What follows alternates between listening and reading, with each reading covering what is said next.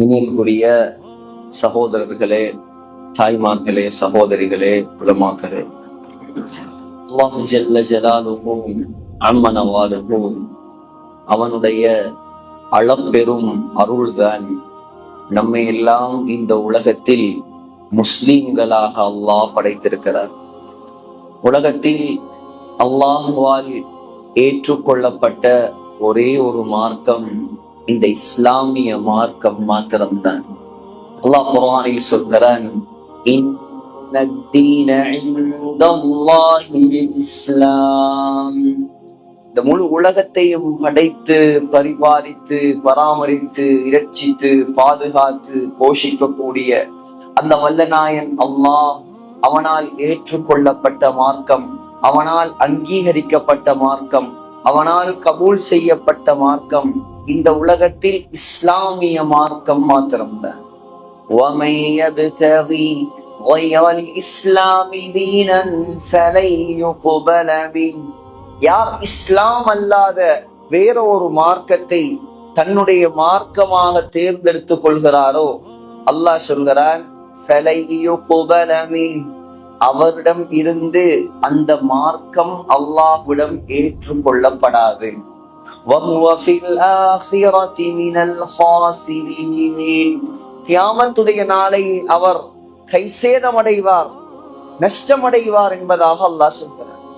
ஆகையால் முஸ்லிம்களாகிய நாம் நமக்குரிய கண்ணியம், நமக்குரிய மதிப்பு, மரியாதை எல்லாமே இந்த மார்க்கத்தை எடுத்து நடப்பதில் தான் அல்லாஹ் வைத்திருக்கிறார். வேற எதிலும் கிடையாது. நம்முடைய பணத்தாலோ நம்முடைய பலத்தாலோ பதவியாலோ நமக்கு மதிப்பை அல்லாஹ் தரவில்லை. இந்த இஸ்லாம் என்ற புனித ஒரு மார்க்கத்தை நாம் ஏற்றுக்கொண்டதால் தான் அல்லாஹ் நம்மை இந்த உலகத்திலும் கண்ணியப்படுத்தி இருக்கிறான், மறுமையிலும் கண்ணியப்படுத்துவார். ஹிஜ்ரி 15ஆம் ஆண்டு ஹஜ்ரத் உமர் ரலியல்லாஹு அன்ஹுடைய ஆட்சி காலம். உலகமே, உலக வல்லரசுகளே உமர் என்ற பெயரை கேட்டால் பயந்து நடுங்கக்கூடிய காலம்.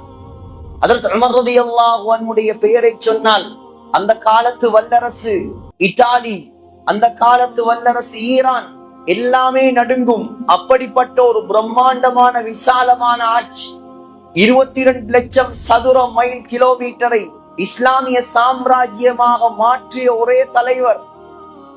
எந்த ஒரு யுத்தத்துக்கும் தன்னுடைய வரலாற்றிலே, ஆட்சி வரலாற்றில் எந்த ஒரு யுத்தத்துக்கும் செல்லாமலே, யுத்த களத்துக்கு இறங்காமலே முழு உலக மக்களையும் கவர்ந்த ஒரு தலைவர். சகோதரர்களே, பலஸ்தீன் முஹம்மது ஸல்லல்லாஹு அலைஹி வஸல்லம் உடைய ஆட்சியில் பலஸ்தீன் ஸல்லல்லாஹு அலைஹி வஸல்லம் உயிரோடு இருந்த காலத்தில் முஸ்லிம்களின் கரத்தில் கிடைக்கவில்லை. அதற்கு பின்னால் அபூபக்கர் ரலியல்லாஹு அன்ஹுடைய ஆட்சியில் பலஸ்தீன் முஸ்லிம்களுக்கு சொந்தமாக ஆகவில்லை. ஹஜ்ரத் உமர் ரலியல்லாஹு அன்ஹுடைய ஆட்சியில் தான் அல்லாஹ் பலஸ்தீனை முஸ்லிம்களுடைய காலடியில் கொண்டு வந்து கூட்டினான். சகோதரர்களே, ஹஜ்ரத் உமர் ரலியல்லாஹு அன்ஹு அபூ உபைதா ரலியல்லாஹு அன்ஹுடைய தலைமையில் படையை அனுப்பி வைக்கிறார்கள் பலஸ்தீனுக்கு.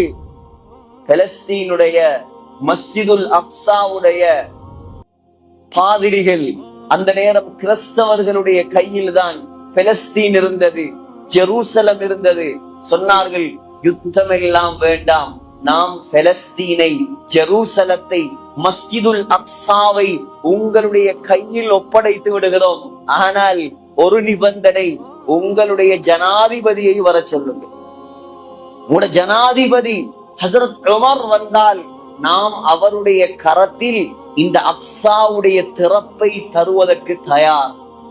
உடனே அபூ உபைதா கடிதம் எழுதுகிறார், கலீஃபா ஜனாதிபதி வந்தால் யுத்தம் இல்லாமலேயே திறப்பை தந்து விடுகிறார்களாம்.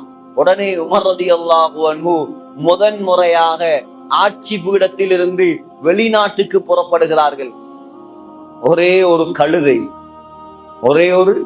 கழுதை பக்கத்தில் தன்னுடைய அடிமை சாலிம் ரலியல்லாஹு அன்ஹு, யார் பெரிய ஹலீஃபா, பெரிய ஆட்சியாளர், 1000 குதிரைகள், 1000 கழுதைகள், 1000 ஒட்டகங்கள், 1000 யானைகள், இப்படியெல்லாம் பெரும் படை திரட்டி கொண்டு கம்பீரமாக